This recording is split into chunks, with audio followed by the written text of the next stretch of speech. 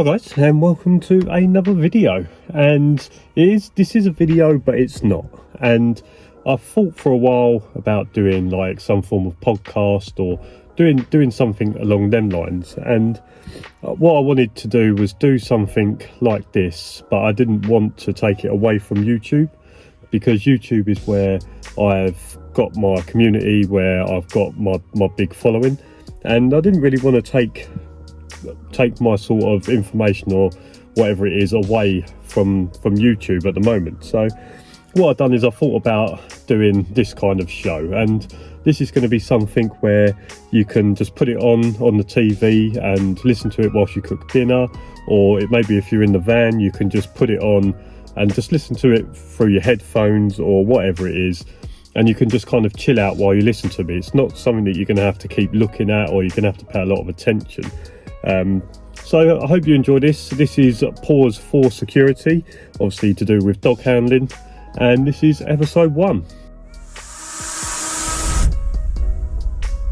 And the first topic for this episode is going to be regarding dog training. And as we all know, it is an important part of sort of the job and part of the industry, is that you go to dog training. Obviously when you first start, it's all very exciting, and you're going to be going to training in order to learn different things, and then once you kind of get through sort of your NASDO and you've done like your hours and that, then you obviously have continuation training. But I think it's important that you know, if you are looking at getting into your NASDO or you're doing your NASDO, is that when you pass your NASDO, it's kind of like passing your driving test. It is, you have passed to say that you are safe to do the job, but you need to gain experience. And even through trying to gain experience, it's about going to continuation training.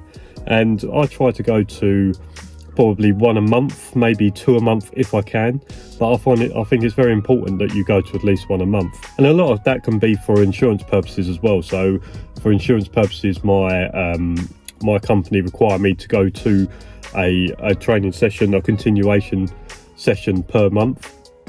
And that's for if there is something that happens on site. So let's say there's something happens on site and it goes through to the insurance. If the insurance turn around and say, okay, we want to see this handler's proof that he has been doing his CT training, if my company then produced them a certificate of me training 6 months beforehand, the insurance company can turn around and say, right, well, your handler's not kept up to the terms and conditions of your insurance, therefore we are not going to pay out.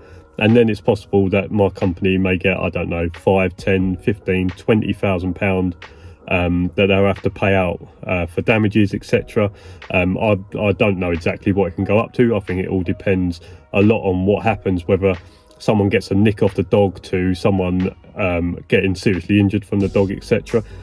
So in terms of training, obviously at the start it's all very exciting, and I think at the start it's very easy for you to try and do too much, and I probably was on the verge of that when I was doing my NASDO.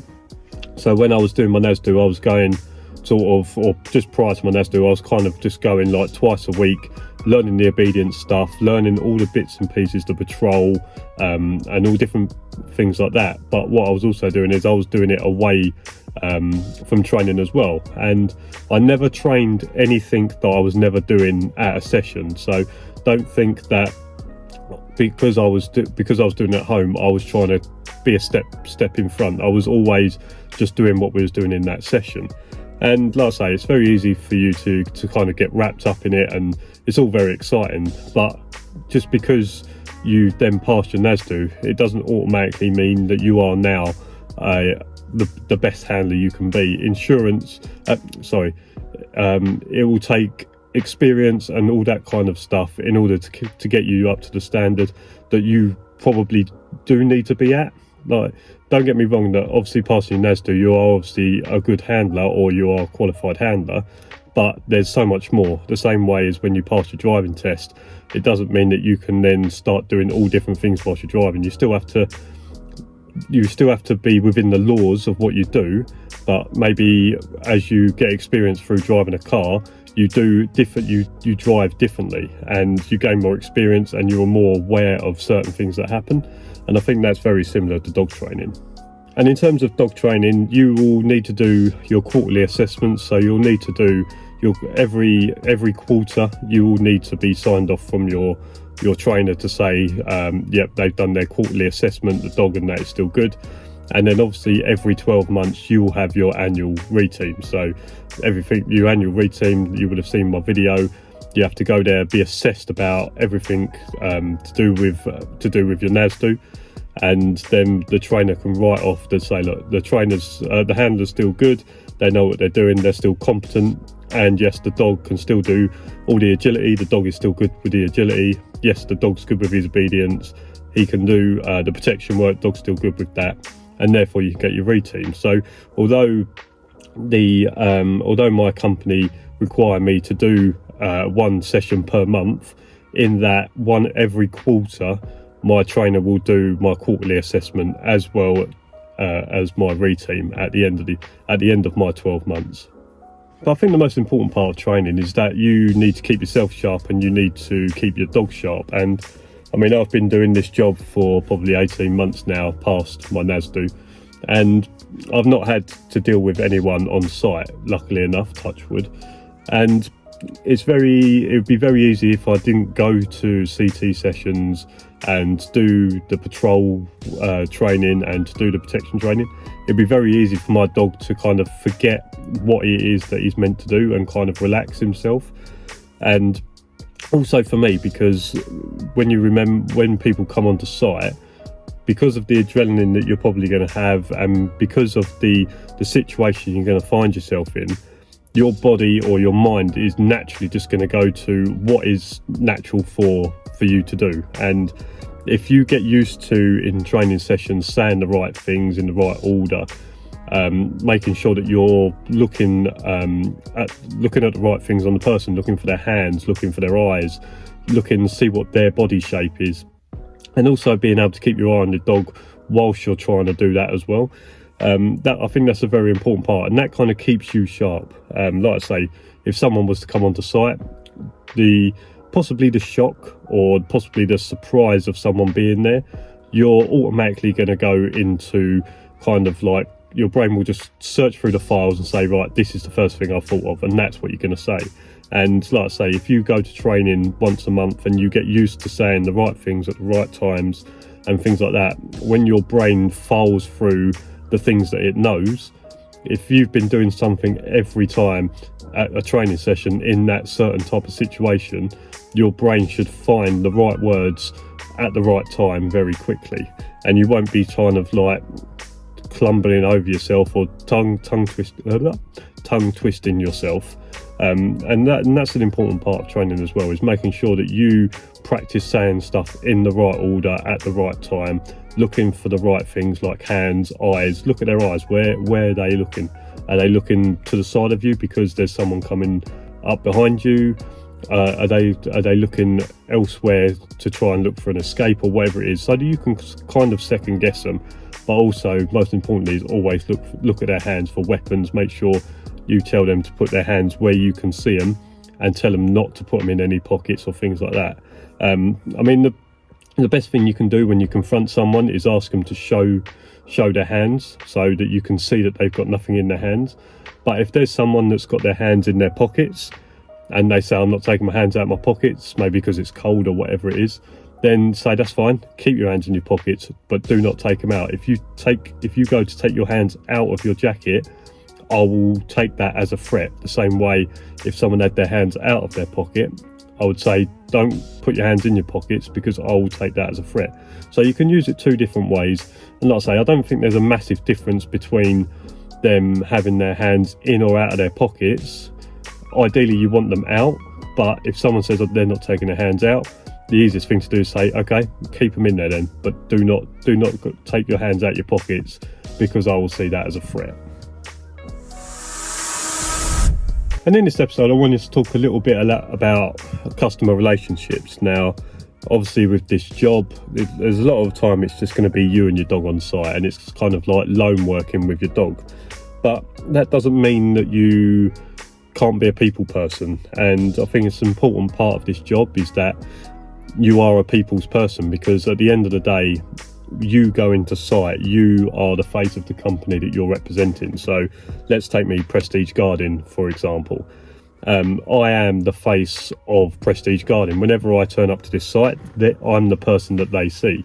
And it's a little bit like delivery drivers. Now, you may have, or let's say you're postman. So you have your Royal Mail delivery postman, and your relationship with the Royal Mail is very much on that person. If your postman turned up every day and threw your post from the bottom of your drive and threw it towards your house, and you walked out and all your letters were all over the place, your kind of opinion on Royal Mail will not be very good. And it's very similar to dog handlers. Now, if I turn up here and I haven't kept my uniform to a reasonable standard, I mean, I wear my uniform all week, so I work my 4 days.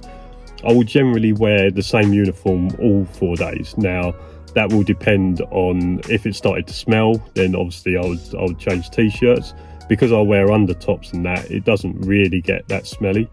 But if my t-shirt or my trousers started to smell, or let's say it's been raining and they're wet and they're muddy, then obviously I would change them. But I always keep myself to a reasonable standard of cleanliness. And I think it's very hard to say that you should have polished boots or perfectly clean polished boots at the start of every shift. Now, every time on my first shift, so my first shift of the 4, yes, my boots will be clean, but it is hard to ask that of day 4 when you've only got like a few hours to grab some sleep in between shifts. Yes, you can do it at the start of every shift when everyone's gone, but they're going to get dirty again. So every time someone turns up at 6-7 o'clock in the morning, whatever it is, they're going to look dirty again. So you have to try and keep yourself to a good standard. And like I say, having clean clothes, the van being reasonably clean, again, no one's going to be expecting your van to be absolutely spotless on the outside every single time you turn up to a shift. But if it does start to get a bit dirty and look a bit off, then yes, get it cleaned. Make sure that the inside is clean, make sure the cage is clean, and just generally looking the part when you turn up to shift. And being a customer relations kind of person, where you go up and you'll speak to the site manager, maybe you'll speak to a couple of the workers that you spoke to before, and having a rapport with kind of people. So just because when you get into this job, you've got into this job because you don't want to work with people, which I can kind of understand, is that I've worked in jobs before where I don't get on with people around me, and I just think to myself, it would be much better if I just worked on my own. I can understand why people would get into security dog handling so that they don't have to deal with people, which is great. But the people that are employing your company, you have to have good customer relations with them. So, like I say, going up, talking to the site manager, talking to the supervisors, having a smile on your face, not turning up complaining that you're tired or whatever it is, and getting a rapport with them kind of people is important. And I think that's something that you're not really going to learn through your NASDU, but you kind of have to, is that you need them people to want you to be there, and them people not to find you a pain, or them people not to find you dispensable, where they think, well, the first person that can go is that dog handler, because all he does, he never speaks to me, he just gives me trouble or whatever it is. Now, if you've got a good customer relations with the site manager or whatever it is, if something was to happen that maybe is your fault, not your fault, I don't know, let's say a tap got left on or whatever it is, having a good rapport with the site manager will give you a little bit of an easy way, an ease out of the situation, where they're not going to say, oh, he does this all the time or whatever it is. Having a good rapport with someone like a site manager, if something like that was to happen, which is not the end of the world but is a bit of a pain, they can just say, all right, that's fine, like, don't worry about it, mate, that's fine.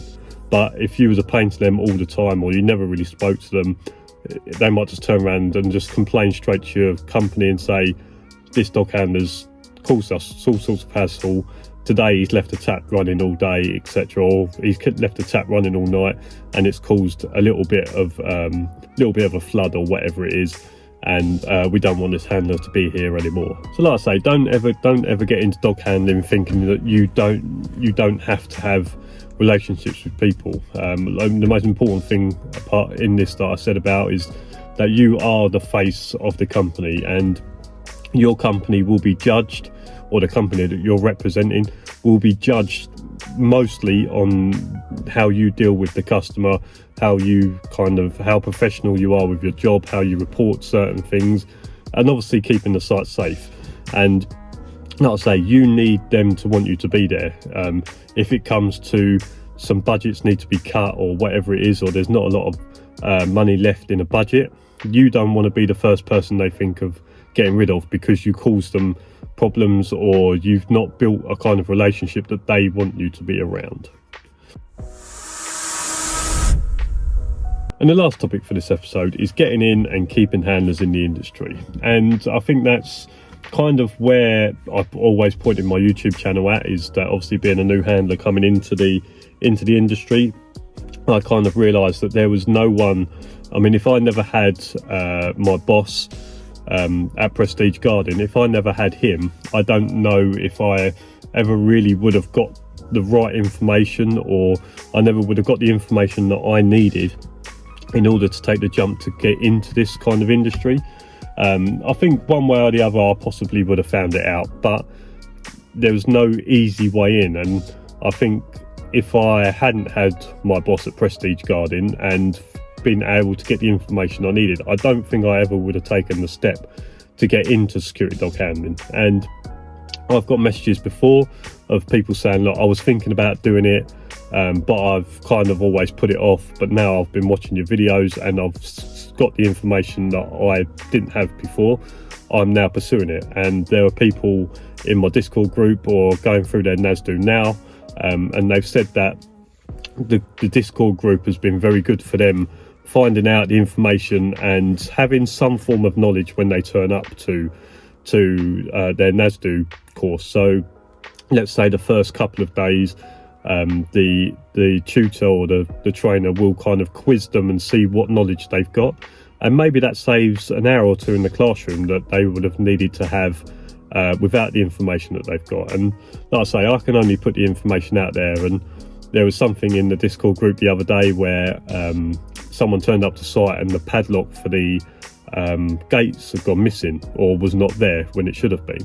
And it was only through watching my van update video that he saw that I had a spare padlock in the van, and he just threw a bicycle padlock that he had in the shed, just threw that in the van and thought, well, that's a good idea, I'll do that.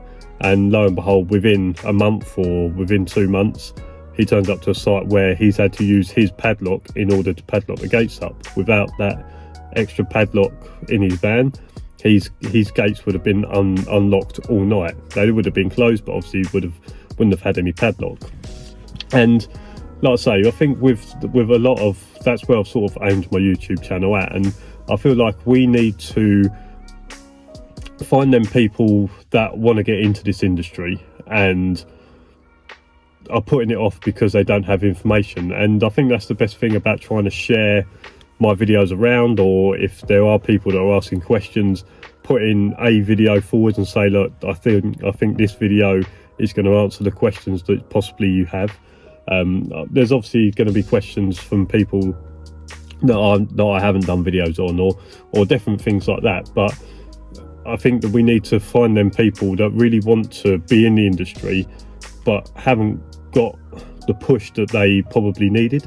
And I think a lot of people, once they get into the security dog industry, they realise that they should have done it sooner. Like I feel like I should have done it sooner, but I never had the opportunity because I was working for my dad. I never had a dog, so it was never really on my scope, although I always knew I wanted to work with dogs at some point, but I never had the opportunity or the push in order to get into it. But now I'm actually doing it. I don't think there's another job out there that I can currently think of at the moment where I feel like I would be best suited. I feel like I'm very suited to this kind of job of kind of lone working, out with a dog, doing my thing.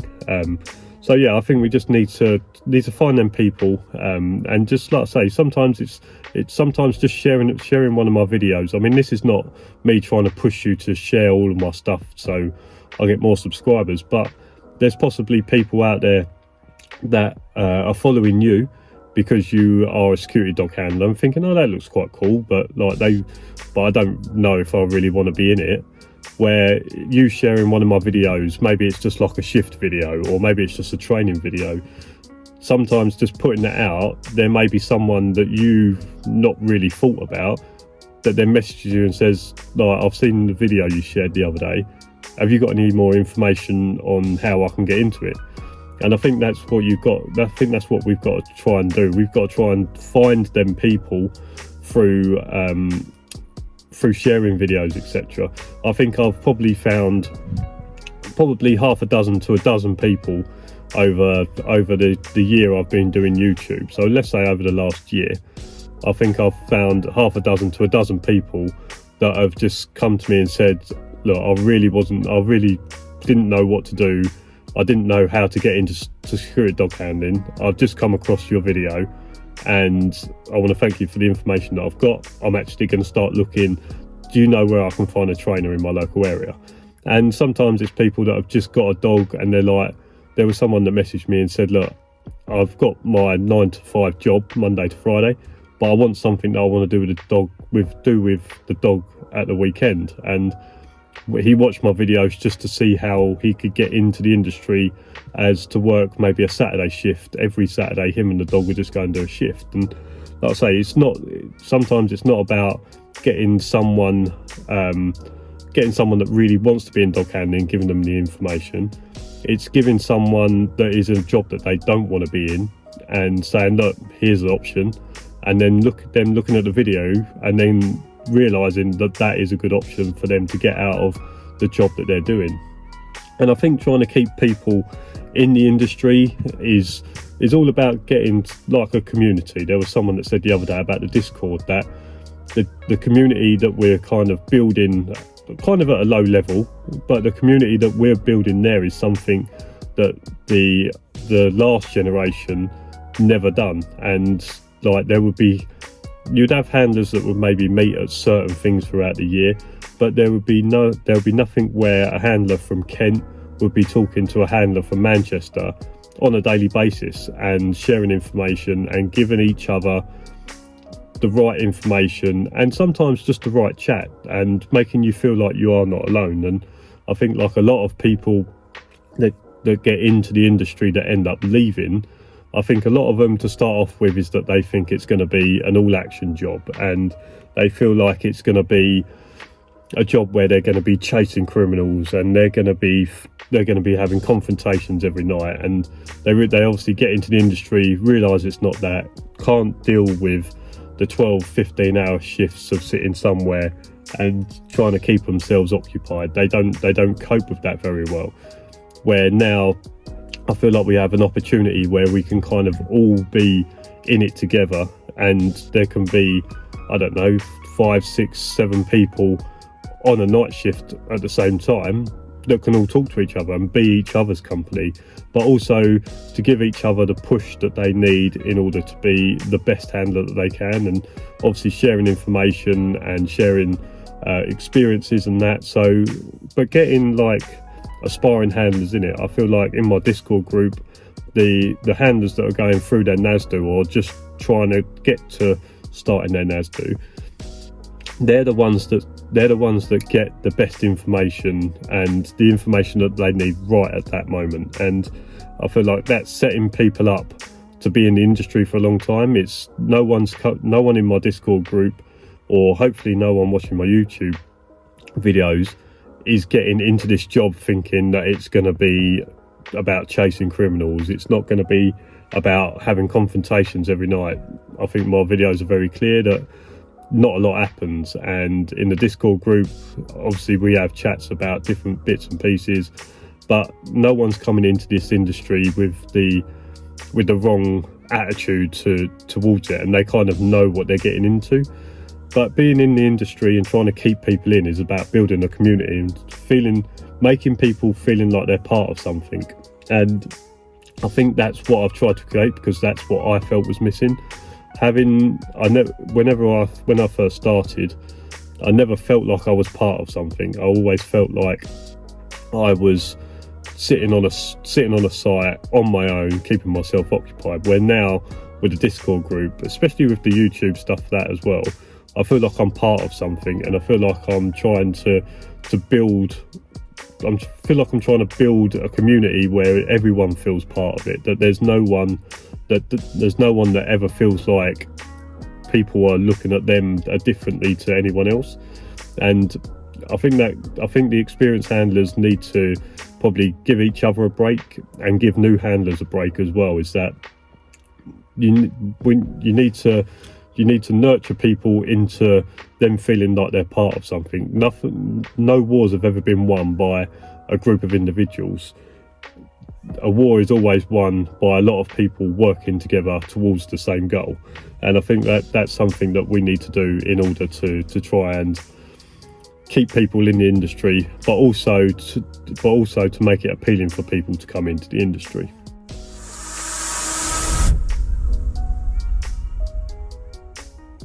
So that's it for episode 1. I want to thank you if you made it this far and you made it this far through. I want to thank you all for listening. Let me know what you thought about this in the comment section below. Like I say, I know it's very different, and it may be something you're interested in, maybe something you want to hear more of, something you might want to hear less of. It's not going to be like an every week, or it's not going to be a video that happens a lot, but I think like it's a nice different kind of video that I can do. And like I say, you can just listen to this with your headphones whilst you're sitting in the van, or if you're making dinner at home, you can just put your headphones in and just listen to it. You don't have to sit there and watch what's going on. So yeah, in the comment section below, let me know what you thought. And as for now, I want to thank you all for listening. Make sure you like the video if you liked it. Subscribe down below as well if you fancy it. And as for now, I'll see you again next week. Cheers for listening. See you later.